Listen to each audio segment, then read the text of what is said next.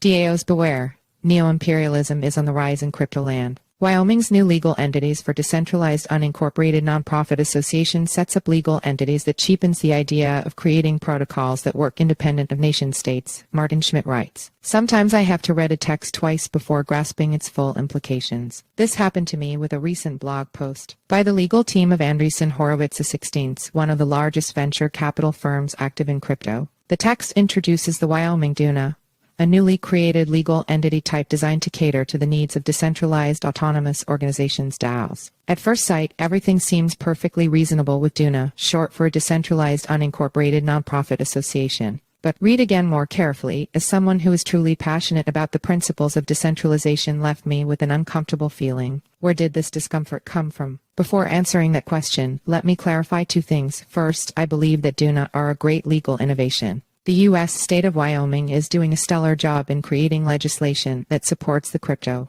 industry in general and DAO specifically. I think the DUNA structure is likely going to be a good fit for many project teams and hope that it will be a success. Second, I acknowledge that there is a faction within the crypto community that has strong anti-VC sentiments, but I am not one of them. To the contrary, I think that venture capital is, overall, a positive force in crypto, and while some criticism is warranted, much of it is unfair or exaggerated. Firms like A16s contribute to the growth of crypto in multiple ways. Investing other people's money in a sector as volatile and fast-moving as crypto is not a laid-back affair, and we should applaud the people that have the courage and vision to do so. See also, Wyoming grants DAOs new legal structure. With that out of the way, let me tell you what concerns me about A16's blog post. By their own account, A16 intends to make DUNA the industry standard for blockchain networks. They intend to do so not just by providing operational support and educational material, but where appropriate, by making the adoption of a DUNA structure a condition of investment. In other words, if good arguments do not convince DAO operators, probably the threat of withdrawing funding opportunities will. This doesn't sound right. Haven't we all signed up for the promise that we can build a new type of internet that works independent of nation states? And now a U.S.-based venture capital fund is telling us that this doesn't work. Ain't so. Instead, we should all locate all our decentralized activities and wait for it. Wyoming, USA. Forgive me for becoming emotional, but this feels a bit too much like neo-imperialism entering crypto land. But emotions aside, let's dissect A16's arguments. As I will show in the following, none of them are particularly convincing, unless you're a U.S.-based VC legal status. A16 argues that DAOs need legal existence. They go on to make claims that failing to adopt internal structures has limited the growth of blockchain networks, however, without providing any evidence to back up this claim.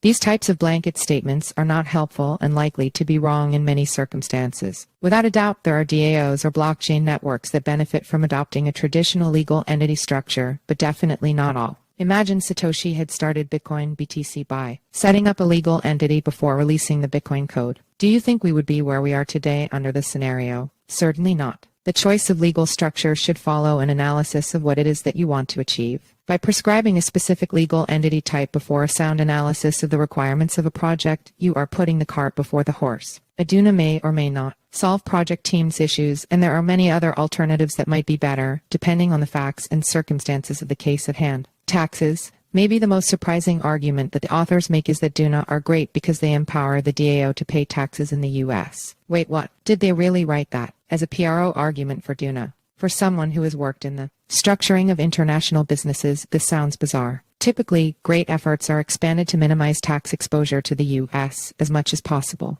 For DAO members who are not U.S. tax residents, I have a hard time imagining how a DUNA can improve their tax situation. As the authors rightly point out, you really need to understand individual facts and circumstances to find an optimal tax structure. But if we can generalize at all, I doubt that DUNA would even make the top 10 list of structuring options unless the DAO is purely US-based. By the way, I do understand that from a tax perspective, the DUNA might be a good structure for A16. As a US entity with substantial interests in many DAOs and networks, I can imagine that dealing with US entities reduces their tax risk substantially. But to be blunt, this is primarily their tax problem to deal with. What is best for them should not dictate the terms for everyone else. Liability. The authors argue that currently, members of many DAOs face significant liability risks since the legal status of DAOs is unclear. This is absolutely true and is an issue that urgently needs to be solved. What is not true, however, is that a legal entity wrapper is the only way to address this problem. One alternative is a set of private contracts between DAO members, as implemented, for example, in the project I founded, Q Protocol. This legal technique effectively lets members opt out of their local jurisdiction by opting into privately agreed rules. Contrary to what A16 claims, such structures are not fantastical. They have been tried and tested in the real world. Of course, there are limits to what can sensibly be structured via private contracts, but this is true for every structuring option.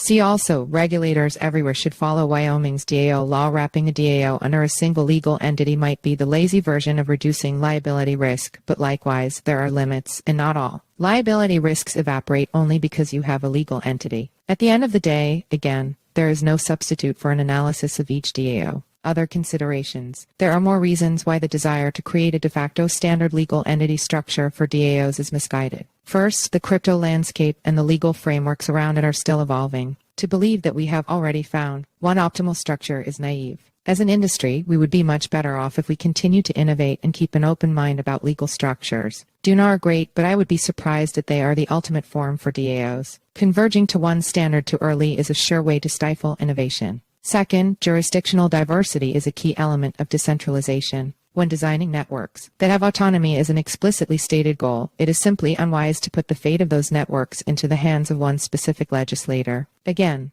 this is not an argument against DUNA. I believe that they are a great new addition to the tool set available to DAO and protocol designers. They just shouldn't be relied on without alternatives, legal entity or not. DUNA are great, but let's take them for what they are. One option among many if you are structuring DAOs or decentralized networks. There is a world outside the US where many options exist already today, but we should not lose sight of the most important one, which is for code and communities to exist autonomously without a legal wrapper around it. Anyone selling a specific solution as the standard will be wrong. DAO.